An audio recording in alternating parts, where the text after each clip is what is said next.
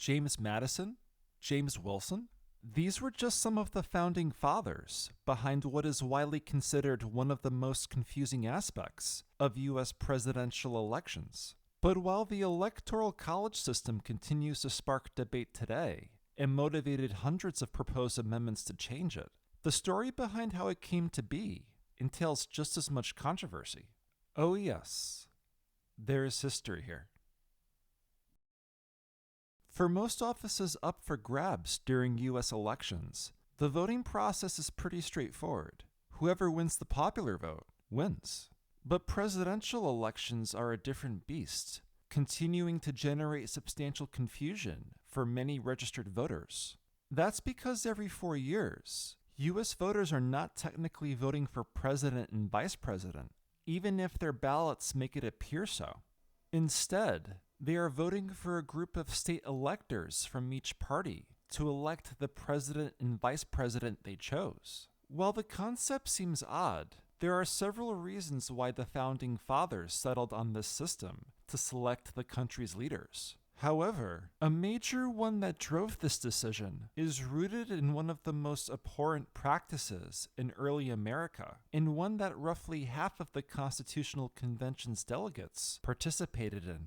Sadly, we are addressing the topic of slavery. But to fully understand why this vile institution shaped the U.S. Electoral College system, it's critical to understand how the Electoral College actually works. This approach, originally enshrined in Article 2 of the Constitution, and later modified by the 12th and 23rd Amendments, currently operates as follows. First, the political parties in each state appoints a slate of electors to vote on the state's behalf should that party win.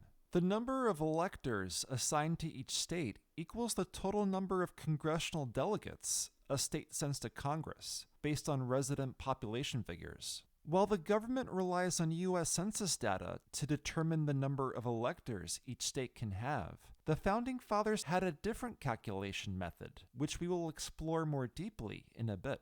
These electors are typically state officials or longtime party loyalists, and are never congressional delegates or influential federal office holders. They also cannot be individuals who were involved in insurrections or rebellions against the country, or those who have assisted enemies of the United States. Once these electors are appointed, typically through a vote by state party leadership or at a state party convention, the parties await the results from Election Day. At the ballot, a vote for each party's presidential ticket becomes a vote for that party's slate of electors, with the winning party's entire elector slate usually voting on that state's behalf. That is, except for Maine and Nebraska, they follow the congressional district method, where the popular vote winner receives 2 electoral votes automatically, with the remaining ones split among the candidates based on the number of congressional districts in the state they won.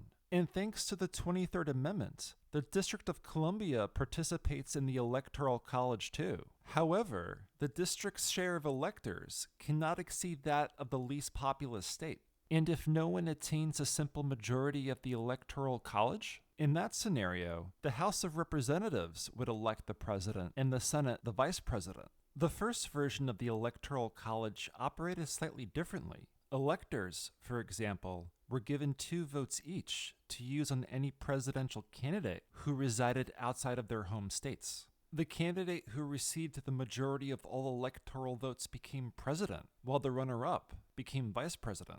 But its aims were the same. The whole process was meant to serve as a compromise between a system in which Congress elected the president and one in which qualified citizens did the same, with the word qualified being the key word here. After all, the Founding Fathers who congregated in Philadelphia wanted a more democratic alternative to King George III's autocratic rule, and they wanted the states to have more of a voice in how their new government operated, something denied to the former colonists in the British Parliament. At the Constitutional Convention, opinions were divided on how to best select the young nation's leader. Some felt the governors should be in charge of this. Others felt there should be multiple executives leading the country. But notably, Pennsylvanian founding father James Wilson put forward the idea of a direct vote system, meaning the popular vote, to elect presidents. However, there was a major roadblock. This idea did not go over well with the southern states. Why? Because the direct vote approach would only apply to qualified voters in each state and disregard slaves entirely.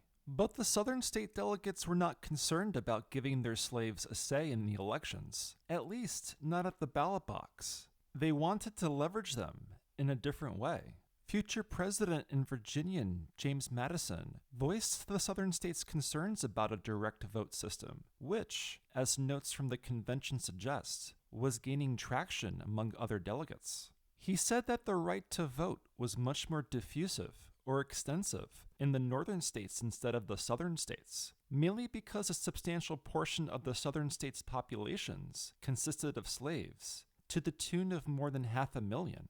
And because slaves did not have the right to vote in elections, Madison felt the southern states would not be able to have a substantial say in election outcomes. But while the worries of Madison and the convention's southern state attendees doomed any hope for the popular vote prevailing, a version of what would become the Electoral College emerged as a viable compromise. Why?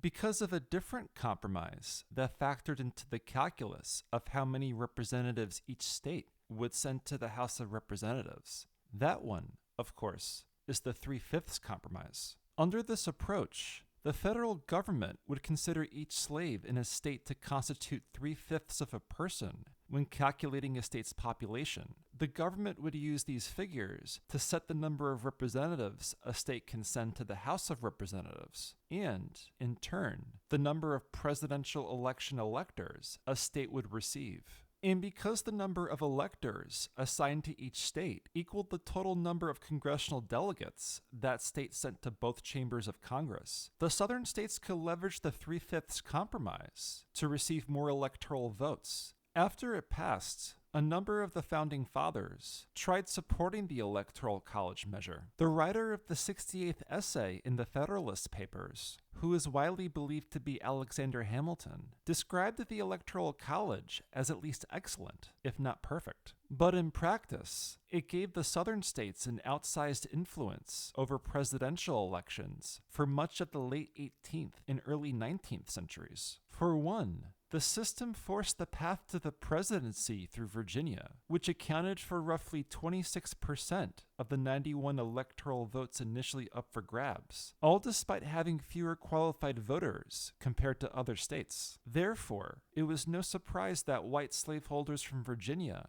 occupied the presidency for 32 of the Constitution's first 36 years. And given the 3/5 compromise's impact on congressional representation, it also incentivized southern states to support slavery and increase its slave population to gain more delegates in Congress, and, in turn, electoral votes. Fortunately, slavery is no longer a concern in today's elections, but the Electoral College continues to be at the receiving end of controversy. According to the National Archives, more than 700 proposed amendments have been filed over the centuries to modify it, the most toward any constitutional topic. But while only the 12th and 23rd Amendments were successful in modifying it, it still remains the official procedure for bringing presidents into office. No matter how you view the Electoral College and its relevancy today, the basis for how it came to be should not be overlooked. It just goes to show that even the government systems we take for granted may be grounded in unfortunate history. Thanks for watching There Is History Here. If you enjoyed diving into the past with us, make sure to like this video and hit that subscribe button so that you never miss an episode. Both are free to do and mean a lot for helping us grow our channel and reach more people. Your support helps us continue exploring the stories that shaped our world and the unique history that's right under our noses.